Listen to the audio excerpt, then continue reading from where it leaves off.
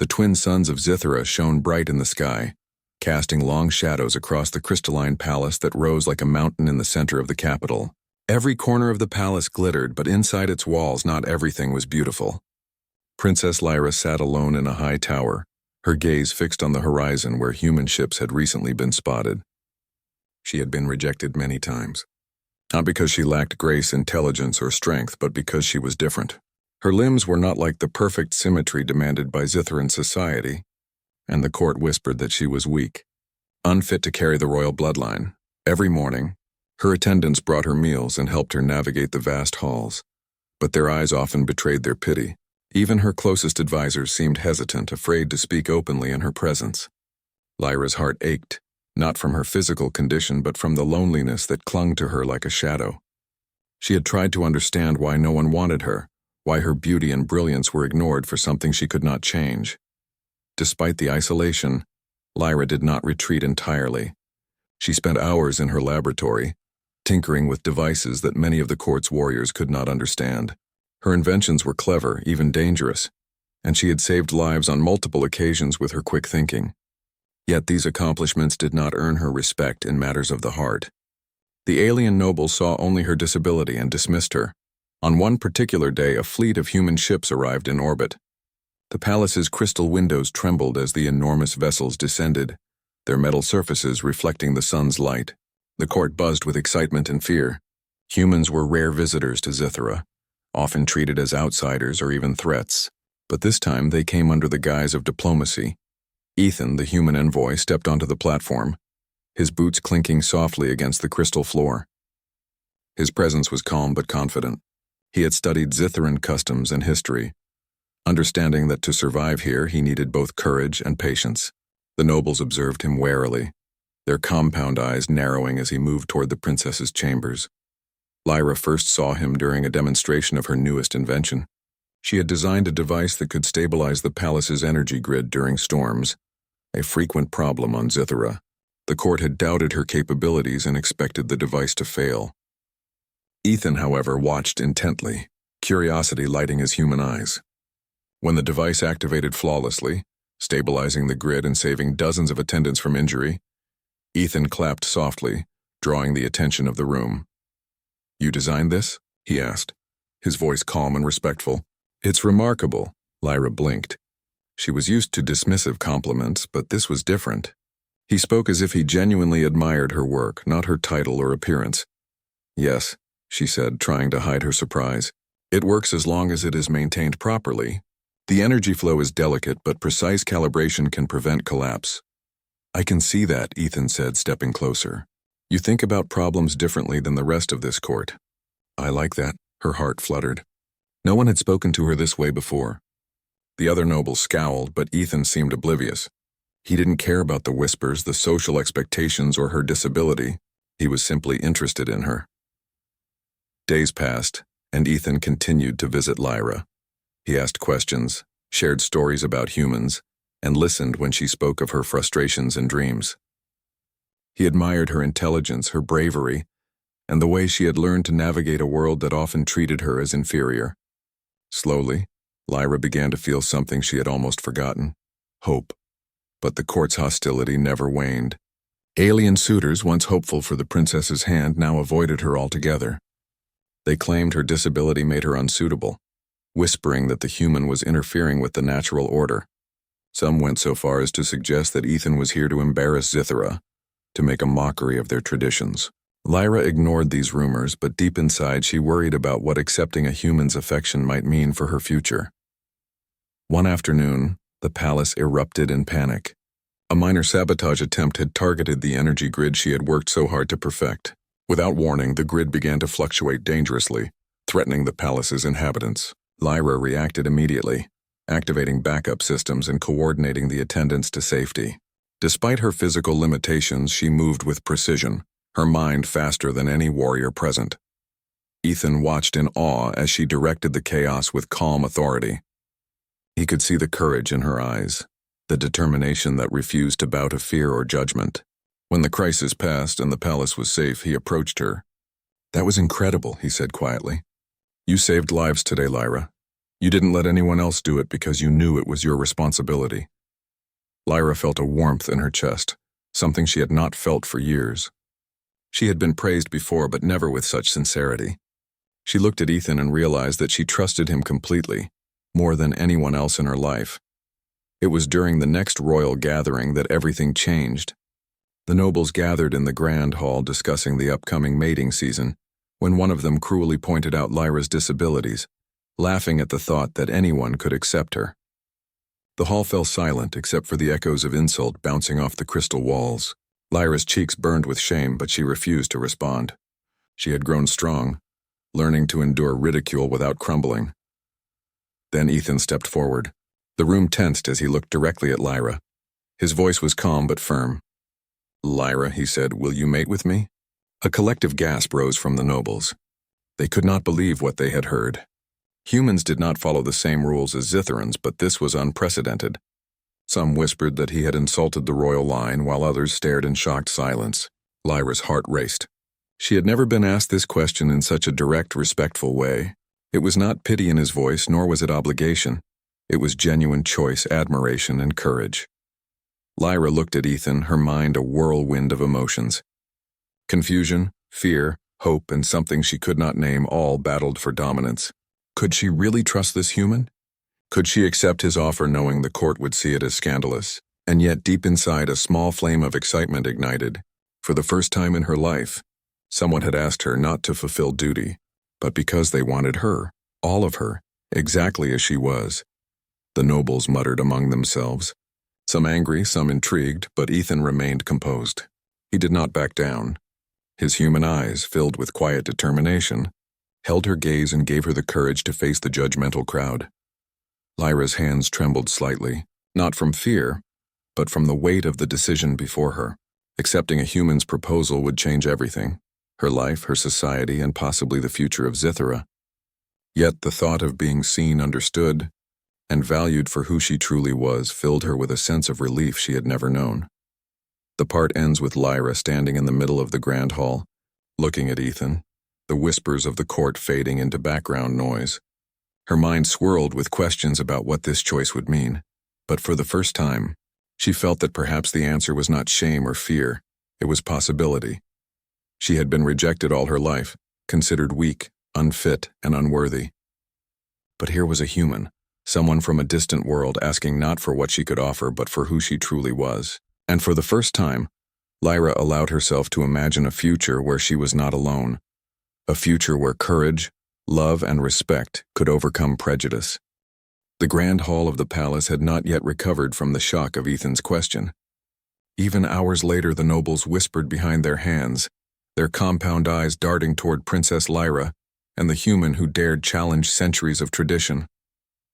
The air was thick with tension, and for a moment Lyra felt the weight of her entire world pressing down on her. But when she looked at Ethan, standing quietly with a calm confidence, she felt a flicker of courage she had never known before. She remembered every moment they had shared over the past days, the way he had listened to her ideas, the way he had admired her work without any hint of pity, the way he had acted as though nothing about her was lacking. It was not just bravery that made him special. It was the understanding in his eyes, a simple truth that humans valued character above appearance, courage above tradition. Lyra took a deep breath, her mind racing but her heart strangely calm. "I will," she said softly, her voice barely louder than a whisper. The words carried across the hall, silencing the room completely. The nobles gasped and murmured, unable to believe what they had just heard. A princess who had been deemed unfit, rejected, and ridiculed had accepted the proposal of a human, an outsider, a foreigner. Some of the older nobles muttered that the royal bloodline was doomed, that Zithera would be shamed across the galaxy. Others, younger and more open-minded, looked at Lyra with awe. For the first time, many of them considered the possibility that strength and worth were not dictated solely by symmetry, physical perfection, or courtly appearances. Ethan stepped closer to her, lowering his voice so only she could hear. "Are you sure?" he asked gently. "This is your choice, not theirs," Lyra nodded. "I'm sure," she replied. Her decision was not born of desperation, but of recognition. She had been alone for too long, and now someone saw her entirely, without judgment, without fear. Word of the acceptance spread quickly throughout the palace. Some servants smiled quietly, relieved that the princess had chosen courage over despair.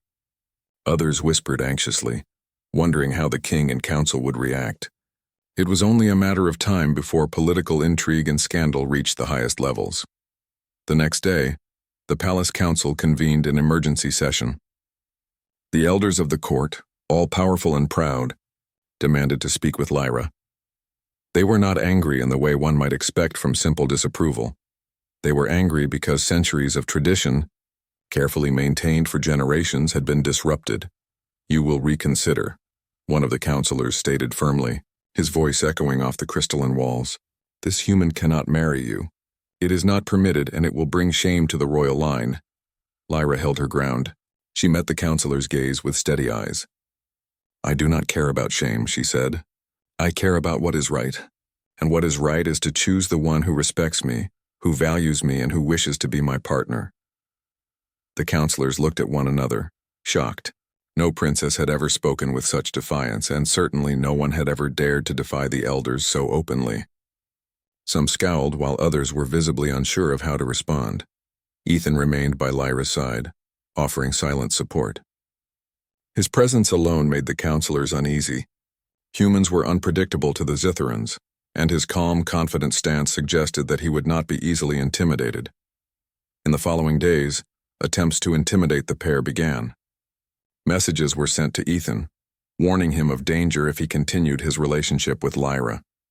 Palace guards were subtly instructed to delay his movements and watch his interactions. Even sabotage attempts against Lyra's laboratory resumed, though this time they were minor and easily managed. Despite these challenges, Lyra and Ethan's bond grew stronger. Ethan learned Zitharan culture quickly, understanding the subtle power plays within the court. Lyra, in turn, began to see human society through a new lens where merit, courage, and heart mattered far more than appearance or status. One evening, as they walked through the palace gardens, Lyra spoke of her fears. "I have been rejected all my life," she admitted. "Not because I lacked skill, beauty, or intelligence, but because I was considered imperfect. I fear the court will never accept this, even if I have chosen you." Ethan took her hands in his own, a small but comforting gesture. "Then we will show them that your worth is more than what they see. We will face them together, and they will learn to respect courage, intelligence, and character. Not every tradition is right, Lyra. Some must change." The princess felt a wave of relief. For the first time, she realized that acceptance did not have to come from everyone, only from those who truly mattered. And the human at her side mattered more than anyone else. Soon, news of their union spread beyond the palace. Zitharan citizens, initially shocked, began to whisper of hope and admiration. They had long seen the princess isolated and treated unfairly. Now, with a human by her side, they began to imagine a society where judgment was not based on superficial standards, where courage and intelligence could elevate anyone, regardless of physical form. The king, however, was not so easily swayed. He summoned Lyra and Ethan to the royal chamber, a vast room filled with ceremonial artifacts and glowing crystals. His expression was stern, his voice heavy with authority.